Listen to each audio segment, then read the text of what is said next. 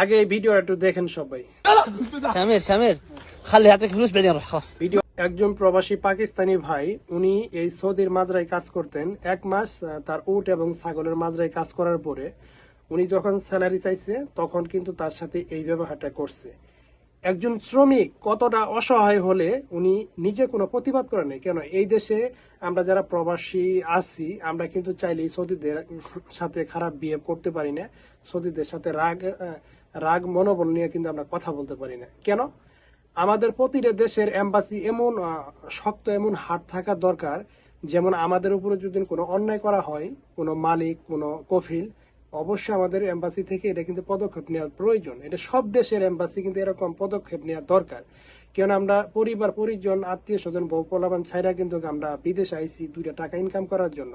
কাম করে যদি আমরা টাকা না পাই, যদি এরকম অপমান, এরকম ব্যবহার আমাদের সাথে খারাপ করা হয় মালিক পক্ষ থেকে এবং কোম্পানি এবং কফিলের পক্ষ থেকে, তাহলে এর সাথে একজন প্রবাসীর কাছে দুঃখজনক আর কোনো ঘটনা হতে পারে না।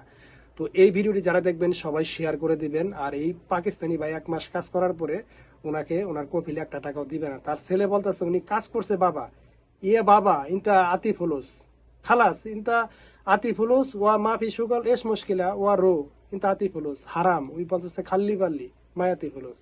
চিন্তা করছেন? যারা ভিডিও দেখবেন শেয়ার করবেন।